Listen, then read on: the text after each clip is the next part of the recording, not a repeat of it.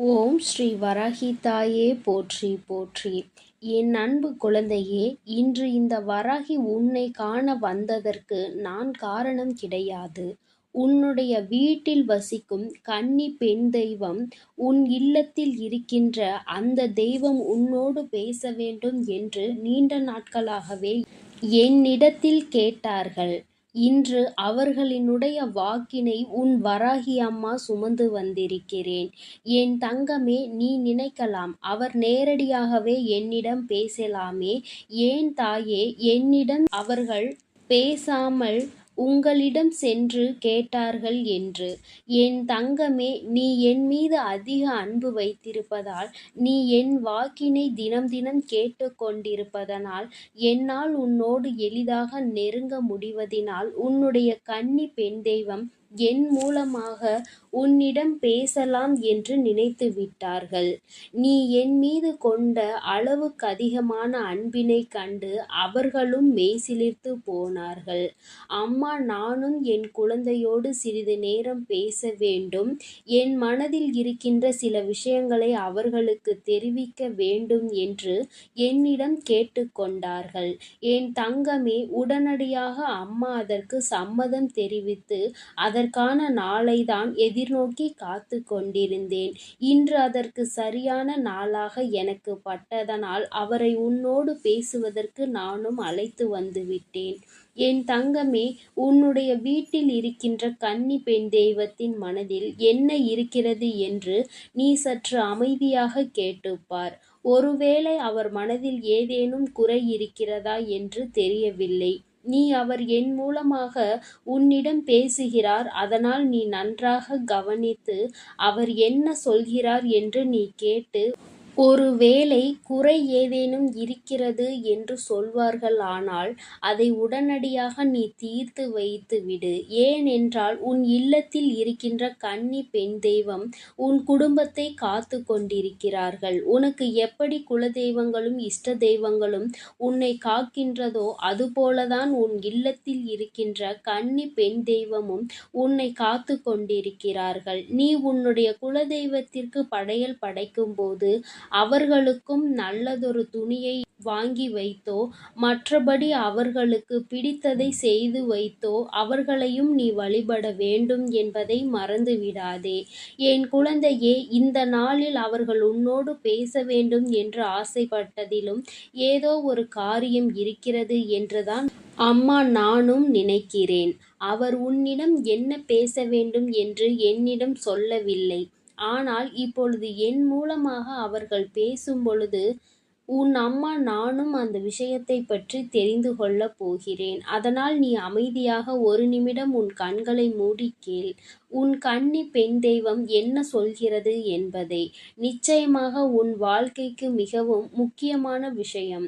உன் குடும்பத்தை காக்கின்ற அவர்களின் மனதில் என்ன இருக்கிறது என்று தெரிந்து கொள்ள வேண்டியது உன்னுடைய கடமையும் கூட. என் அன்பு குழந்தையே, நான் உன் இல்லத்தில் இருக்கின்ற கன்னி பெண் தெய்வம் உன்னோடு பேச வந்திருக்கிறேன். என் குழந்தையே, நீ என் மீது அதிக அன்பு வைத்திருக்கிறாய். நான் உன்னுடைய இல்லத்தில் இருக்கின்ற நேரங்களில் எல்லாம் சந்தோஷமாக இருக்கிறேன். நீ எனக்கு ஒவ்வொரு நாளும் பூஜைகளை செய்யும் பொழுது நான் மனம் குளிர்ந்து கொண்டுதான் இருக்கிறேன். ஒருபோதும் உன்னுடைய பூஜைகளில் எனக்கு எந்த குறைபாடும் ஏற்படுவதில்லை. நான் அங்கே சந்தோஷமாக இருந்து கொண்டிருக்கிறேன். உனக்கு என்ன வேண்டுமோ, உன் வாழ்க்கையில் என்ன நேர்ந்து கொண்டிருக்கிறதோ இவற்றிற்கெல்லாம் நான் நிச்சயமாக உனக்கு நல்ல விடிவு காலத்தை கொடுத்து விடுவேன். என் குழந்தையே, நான் உன்னோடு இன்று பேச வந்ததற்கு முக்கியமான காரணம் என்ன தெரியுமா? நீ உன் வாழ்க்கையில் மிகுந்த மனவேதனையை இப்பொழுது சுமந்து கொண்டிருக்கிறாய். ஒரு நாள் கூட என் குழந்தையின் இல்லத்தில் சந்தோஷமான சத்தத்தை நான் கேட்டதில்லை. நான் அங்கிருந்து உன்னை ஆசீர்வதித்து கொண்டிருக்கிறேன். உன்னுடைய குலதெய்வமும் உன்னுடைய இஷ்ட தெய்வங்களும் உனக்காக உன் இல்லத்திலே இருந்து உனக்கான ஆசீர்வாதங்களை வழங்கி கொண்டுதான் இருக்கிறார்கள். சொல்கிறார்கள், உனக்கு எத்தனை கஷ்டங்கள் வந்தாலும் அதிலிருந்து மீட்டெடுக்க நாங்கள் எல்லாம் இருக்கும் பொழுது கூட உனக்குள் ஏன் இத்தனை மனக்கவலை?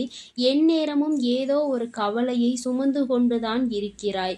எந்நேரமும் ஏதோ ஒரு வேதனையில் மிதந்து கொண்டுதான் இருக்கிறாய். யாரை நினைத்து வேதனைப்படுகிறாய்? எதற்காக வேதனைப்படுகிறாய் என்பதில் முதலில் உன்னுடைய தெளிவு இருக்க வேண்டும். என் குழந்தையே, நீ யாரை நினைத்து வேதனைப்படுகிறாயோ அவர்களுக்கு அதற்கான தகுதி உண்மையில் இருக்கிறதா என்று நீ சிந்தித்து பார்க்க வேண்டும். என் குழந்தையே, தேவையில்லாமல் உன்னுடைய உடலையும் மனதையும் நீயே கெடுத்துக் கொள்ளக் கூடாது என்பதற்காகத்தான் இன்று உன்னுடைய கன்னி பெண் தெய்வமானவள் நான் உன்னை காண ஓடோடி வந்திருக்கிறேன். என் பிள்ளையே, ஏன் இத்தனை விதமான கஷ்டங்களை தூக்கி சுமந்து கொண்டிருக்கிறாய்? யாருக்காக நீ உன்னுடைய கஷ்டத்தை இங்கே தூக்கி சுமந்து நின்று கொண்டிருக்கிறாய்? அவர்களுக்காக நீ அதை தாங்குவதற்கான உண்மையில் தகுதி இருக்கிறதா? உன்னுடைய அன்பினை பெறுவதற்கான தகுதி உண்மையில் அவர்களுக்கு இருக்கிறதா என்பதை முதலில் நீ புரிந்து கொள்ள வேண்டும். என் குழந்தையே, அதை முதலில் நீ தெரிந்துவிட்ட பிறகு அவர்களுக்காக நீ எதையும் செய்ய தொடங்கு. என் தங்கமே, நான் உன்னை சுற்றி இருக்கின்ற சில போலி உறவுகளை கண்டு கொண்டதன் விளைவாகத்தான் உனக்கு இத்தனையையும் சொல்லிக் கொண்டிருக்கிறேன். யாருக்காக செய்கிறோம், எதற்காக செய்கிறோம் என்பதை முதலில் நீ தெளிவாக புரிந்து கொள்.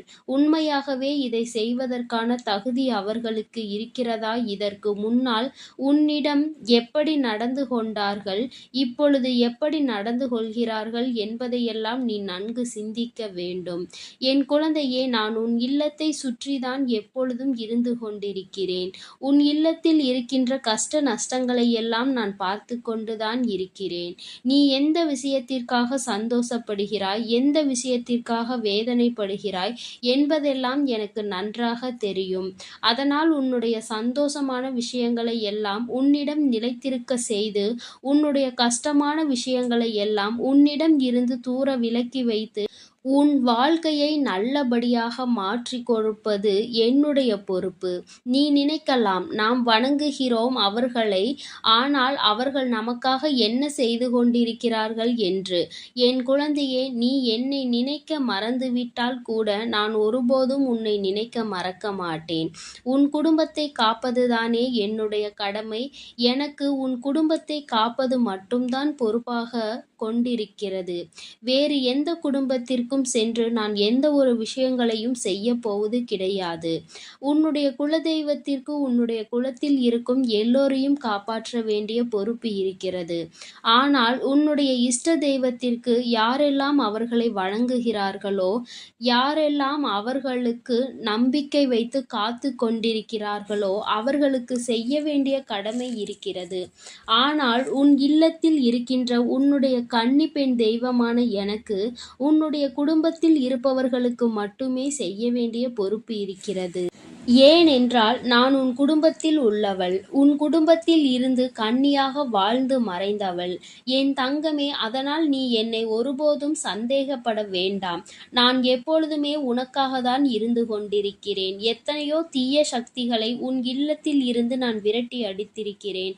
அதனால் நீ நான் இங்கே இருக்கிறேனோ இல்லையோ என்று சந்தேகம் கொள்ளாதே. நான் உன் இல்லத்திலேயே தான் இருந்து உன்னை எப்பொழுதும் ஆசீர்வதித்து கொண்டிருக்கிறேன். என் அன்பு குழந்தையே, உன்னுடைய வீட்டில் இருக்கின்ற கன்னி பெண் தெய்வத்தின் மனதில் இருப்பதை கேட்டாய் அல்லவா?